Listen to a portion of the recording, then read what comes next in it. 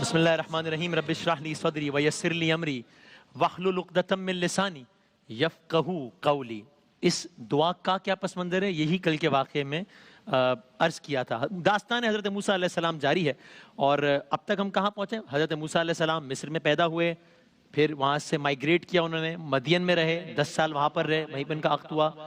پھر کوہ طور کا واقعہ پیش آیا، خداوند تعالیٰ سے کلام کیا، اللہ تعالیٰ نے کہا کہ مصر واپس جائیے اور فرعون بہت سرکش ہو گیا ہے، اس کو دعوت حق دیجئے. اور ساتھ ہی اللہ تعالیٰ نے حضرت موسیٰ علیہ السلام کو اپنی صداقت ثابت کرنے کے لیے نشانیاں بھی عطا فرمائی تھیں.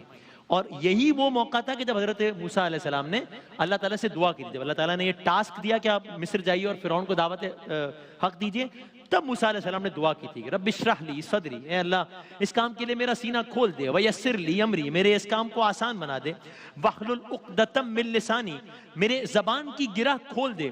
اس یہ کہنے کی ایک وجہ زبان کی وہ لکنت بھی تھی جو ان کے منہ میں آ گئی تھی، وہ جب انگارے کا واقعہ پیش آیا تھا اس کے بعد سے. واحلل عقدۃ من لسانی کہ میری زبان کی گرہ کھول دے، یفقہوا قولی، تاکہ میرے قول کو، وہ میری بات کو سمجھ سکیں. یہاں تک کا کل کا واقعہ تھا. اس وقت موسیٰ علیہ السلام نے اس دعا کے ساتھ ایک اور دعا بھی کی تھی، وہ ہم نے کل عرض نہیں کی تھی، یہاں سے واقعہ آگے بڑھاتے ہیں. اس وقت موسیٰ علیہ السلام نے یہ دعا بھی کی تھی کہ اللہ میرے بھائی، ان کے بھائی تھے جن کا نام تھا ہارون، میرے بھائی ہارون کو بھی ایک منصب پر فائز کر دے تاکہ وہ بھی اس مشکل عمل میں میرے ساتھی ہوں. کیونکہ بڑا ٹاسک ہے نا، فرعون کے محل میں پرورش پائی ہے، سارے معاملات ہوئے ہیں، پھر مصر چھوڑ دیا ہے، اب واپس جانا ہے، فرعون کو چیلنج کرنا ہے. تو دعا کی کہ میرے بھائی ہارون کو بھی یہ منصب عطا کر تاکہ وہ میرے ساتھی ہوں. یہ دعا بھی قبول ہوئی اور یوں حضرت موسیٰ علیہ السلام کے بھائی حضرت ہارون کو بھی منصب نبوت عطا ہو گیا. اب میں نے کل عرض کیا تھا، یعنی کوہ طور پر گئے تھے موسیٰ علیہ السلام، کوہ طور سے آئے ہیں کلیم اللہ، کیونکہ اللہ تعالیٰ سے کلام کیا. اب موسیٰ علیہ السلام کوہ طور سے نیچے تشریف لائے. روایت میں آپ کا چہرہ مبارک نور سے بھرا ہوا تھا، اللہ تعالیٰ سے کلام کر کے آ رہے. بس اب موسیٰ علیہ السلام اللہ تعالیٰ کے حکم سے مدین سے نکل کے دوبارہ مصر کی طرف جا رہے ہیں. یہاں تک کہ موسیٰ علیہ السلام مصر پہنچ گئے اور پھر اللہ کے یہ دونوں نبی، یعنی کہ حضرت موسیٰ علیہ السلام اور حضرت ہارون علیہ السلام جو ان کے بھائی ہیں، یہ دونوں نبی بے خوف و خطر فرعون کے دربار میں پہنچ گئے. اب آپ سوچئے 1 دہائی کے بعد، تقریباً 10 سالوں کے بعد، وہی موسیٰ علیہ السلام ہے بما ہارون علیہ السلام، وہی دربار ہے، وہی فرعون ہے، مگر شخصیات وہی ہیں، مکان بھی وہی ہے، زمان تبدیل ہے، ماحول تبدیل ہے، وقت تبدیل ہے. موسیٰ علیہ السلام فرعون کے دربار میں ہے، فرعون اس آمد پر حیران ہو گیا، فرعون اس آمد پر پریشان ہو گیا. تب موسیٰ علیہ السلام نے فرمایا فرعون میں خود نہیں آیا ہوں بلکہ مجھے رب العالمین نے بھیجا ہے. کیوں بھیجا ہے؟ اس لیے بھیجا ہے کہ تم بنی اسرائیل کو اپنی غلامی سے آزاد کرو تاکہ میں بنی اسرائیل کو لے کر ملک مصر سے چلا جاؤں. موسیٰ علیہ السلام نے فرعون کے دربار میں کھڑے رہ کے بما ہارون علیہ السلام فرعون کی بادشاہت کو اور اس کے پورے نظام کو فرعون کے دربار میں کھڑے رہ کر چیلنج کیا. اب رد عمل کیا تھا، ریاکشن کیا تھا فرعون کا؟ غرور اور تکبر کے نشے میں چور فرعون، خود کو خدا کہلوانے والا فرعون کہتا ہے موسیٰ علیہ السلام سے مخاطب ہو کے، اور وہ اس انداز سے مخاطب نہیں ہوا جیسے میں بیان کر رہا ہوں، ظاہر اس کا لہجہ بڑا تحقیر آمیز تھا. کہا آپ وہی نہیں ہیں؟ کیا یہ بات سچ نہیں ہے کہ آپ وہی ہیں کہ جس نے اسی محل میں پرورش پائی ہے؟ کیا اس محل سے آپ پر احسانات کی بارش نہیں ہوئی؟ موسیٰ علیہ السلام نے جواب دیا جس کا مفہوم یہ ہے کہ یہ کیسا احسان، اس بات کا تم کیا احسان جتا رہے ہو؟ میں نے تمہارے محل میں پرورش کیوں پائی؟ اس لیے کہ تم نے بنی اسرائیل کے ہر بچے کو قتل کرنے کا منصوبہ بنایا، اس لیے میری ماں نے بحکم خدا مجھے صندوق میں ڈالا، پانی میں بہایا، اس لیے میں تمہارے محل میں آیا. اس میں احسان جتانے کی کیا بات ہے؟ یعنی دراصل تو یہ تمہارا ایکٹ تھا نا جس کی وجہ سے سارا معاملہ ہوا. بہرحال دربار ہے، موسیٰ علیہ السلام ہے، فرعون ہے، بات چیت ہو رہی ہے. عجب نہیں کہ جب یہ سارے کا سارا منظر ہو رہا ہوگا جو میں آپ سے بیان کر رہا ہوں تو بظاہر بڑا روبدار انداز میں بات کرنے والے فرعون کے پیر کے نیچے سے زمین نکل رہی ہوگی، اس کے ذہن میں خیالات آ رہے ہوں گے، اس کے ذہن میں خوابوں کی تعبیر بتانے والے ماہرین کی باتیں بھی آ رہی ہوں گی جنہوں نے کہا تھا کہ ایک بچہ ہوگا جو تیری سلطنت تباہ کر دے گا. فرعون کو تو یقین تھا میں نے تو سب بچے مار دیے، میں نے تو 70,000 کے قریب بچے مار دیے کچھ روایات کے مطابق، تو وہ بچہ تو اس دنیا میں نہیں ہے، لیکن آج فرعون سوچ رہا ہوگا کہ کہیں یہ شخص وہی تو نہیں ہے۔ خیر، اب دربار میں فرعون اور موسیٰ علیہ السلام کا ڈائیلاگ ہو رہا ہے، مکالمہ ہو رہا ہے۔ قرآن مجید نے اس ڈائیلاگ کو بیان کیا ہے۔ سورہ شعراء میں اس ڈائیلاگ کو اللہ تعالیٰ نے بتایا جو دربار فرعون میں حضرت موسیٰ علیہ السلام اور فرعون کے درمیان ہوا، اور آیات کا مفہوم یہ ہے۔ فرعون بولا، کیونکہ موسیٰ علیہ السلام نے کہا تھا نا، فرعون میں خود نہیں آیا ہوں، مجھے رب العالمین نے بھیجا ہے۔ فرعون کہتا ہے رب العالمین کیا ہوتا ہے؟ رب العالمین کیا ہوتا ہے؟ موسیٰ فرماتے ہیں وہ آسمانوں اور زمین اور ان کے درمیان کی تمام تر چیزوں کا رب ہے۔ فرعون نے اپنے ارد گرد نظر دوڑائی اور اپنے دربار کے لوگوں سے کہا، یہ جو شخص، یہ جو رسالت کا دعویٰ کر رہا ہے، یا یہ جو رسول تم لوگوں کی طرف بھیجا گیا ہے، یہ تو مجنون ہے، اعوذ باللہ، یہ مجنون ہے۔ موسیٰ علیہ السلام نے کہا وہی مشرق کا مالک ہے، وہی مشرق و مغرب کا اور ان کے درمیان تمام چیزوں کا رب ہے، اگر تم عقل رکھتے ہو۔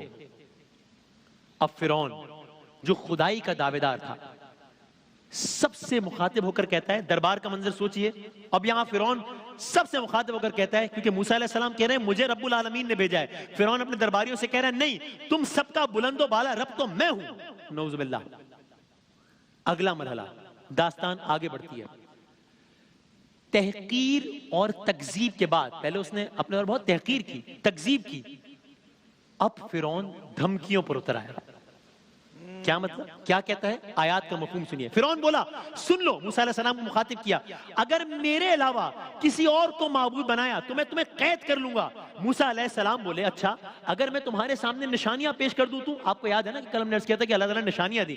موسیٰ علیہ السلام بولے اگر میں تمہارے سامنے نشانیاں پیش کر دوں؟ فرعون بولا اچھا اگر سچے ہو تو کرو نشانیاں پیش۔ موسیٰ علیہ السلام نے اسی وقت اپنا عصا زمین پر ڈال دیا۔ اللہ تعالیٰ نے کہا تھا یہ نشانی آپ کو دے رہے ہیں۔ فرعون خود کہہ رہا ہے اچھا اگر سچے ہو تو نشانیاں پیش کرو۔ موسیٰ علیہ السلام نے دربار فرعون میں کھڑے رہ کر پہلی نشانی پیش کی، اپنا عصا زمین پر ڈال دیا، وہ عصا اچانک ایک زبردست اژدہا بن گیا۔ موسیٰ علیہ السلام یہاں رکے نہیں، اب موسیٰ علیہ السلام نے اگلی نشانی پیش کی، اپنا ہاتھ کھینچ کر نکالا، وہ بھی ناقابل یقین انداز میں چمکنے لگا۔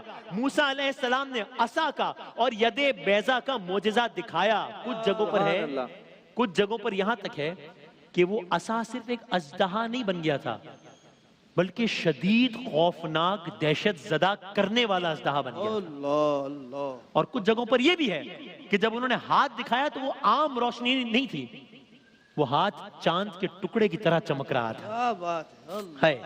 اب فرعون نے خود کہا ہے کہ اچھا موسیٰ اگر سچے ہو تو نشانیاں دکھاؤ۔ اب جب نشانیاں دکھا دی، اب کیا کہتا ہے؟ اب کہتا ہے ارے یہ کوئی نشانی ہے؟ کمال ہے، یہ تو جادو ہے، اور ایسے تو سینکڑوں جادوگر میرے پاس ہیں۔ آؤ موسیٰ اب مقابلہ کرتے ہیں، تم سے بات نہیں ہوگی، اب تم سے مقابلہ ہوگا۔ کیا مطلب؟ کیسا مقابلہ؟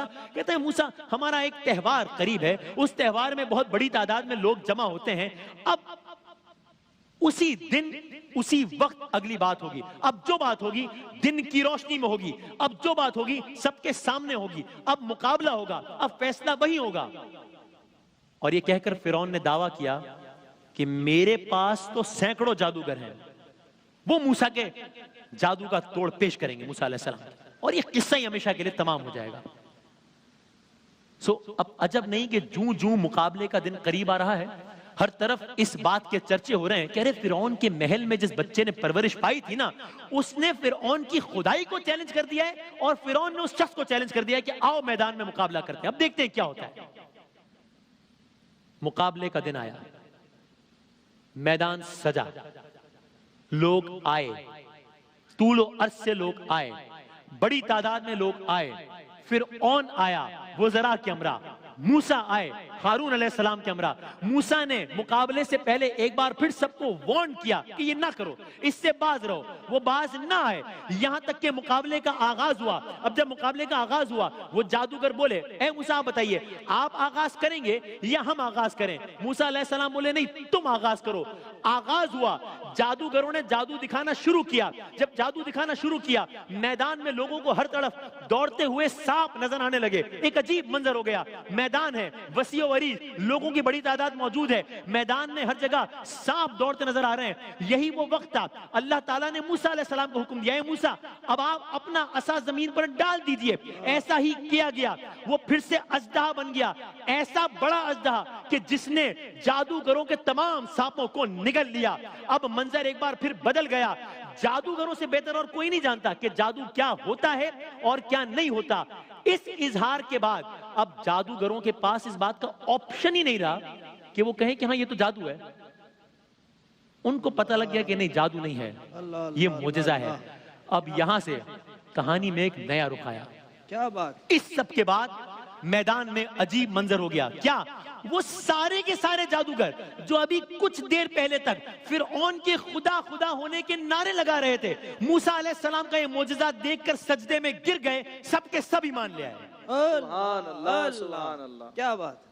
اب فرعون کیا کرے, کیونکہ اسی نے تو چیلنج کیا تھا. یہ تو سارے اسی کے جادوگر تھے, یہ تو سب پلٹ گئے, یہ تو سب فرعون کی بات سے انکاری ہو. اب فرعون کیا کرے گا, کلرز کریں گے.